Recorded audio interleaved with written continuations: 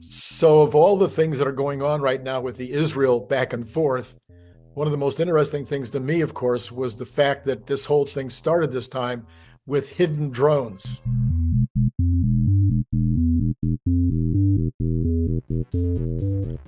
So Israel had secreted drones. They said it was a 2-year plan, and they started shipping drones into Iran, Tehran, and hiding them in Tehran.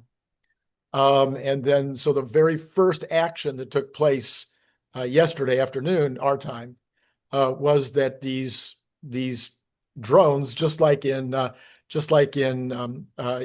Kuwait a couple of weeks ago, these drones were released and were able to go in and do a lot of damage before the jets started coming in. They had 200 jets coming in, but these drones got in and did a lot of damage to their ICBMs and to their command and control even before the jets got there. So Yeah.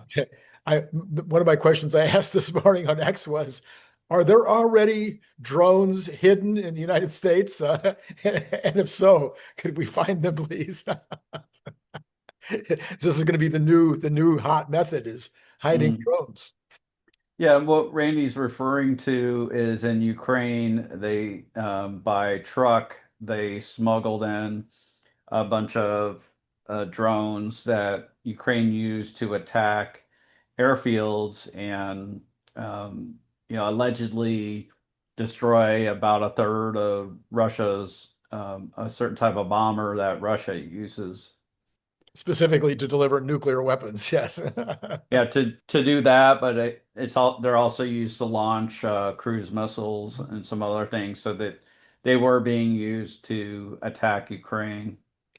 Yeah, so this is quite the method. Now, is having to plan for it 2 years in advance is interesting, but I'm afraid that the Ukrainians and the Israelis have now given jihadists all over the world a suggested method.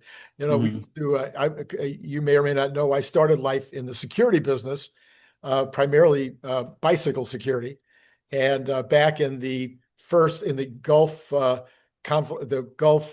war, where the oil was cut off and people were standing in line and having to only go to the gas station every other day because there was no oil. In the 70s? Back in the 70s.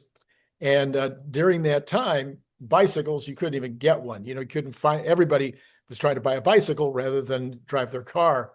And so bicycle security became a very big deal. Well, then, of course, thievery had to up it one, you have to, the thieves have to get better if you're going to up the hardware, trying to thwart them. And the problem was that the newspapers would say, well, this is the bolt cutter that are using now. Like, what? Please don't help the thieves by putting pictures of bolt cutters on the front page of the Times.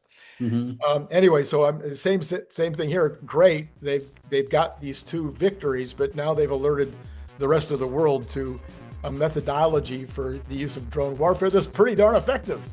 Yeah. If you happen to be a big fan of the Cybertruck, you might also be interested in this super fun Cybertruck refrigerator magnet and bottle opener. It is made out of super thick stainless steel, just like the Cybertruck, and it has this giant magnet on the back, so it's going to hold a lot of stuff on your refrigerator. It's an amazing gift, and it comes in that great gift box that you saw before that uses a magnet opener, just almost like an Apple box, like when you get Apple products. You can buy it on Amazon for $29.95, or you can buy it direct from me by sending $25 to paypal.me/Randy Kirk, all in lowercase letters. Please indicate whether you want the stainless steel look, or maybe you'd like to have this very clever camo version. And then if you're not in the US, please add $20 for freight. If you'd like more than one, please check the information below to get pricing, as well as all that information I just told you will be repeated in the information below.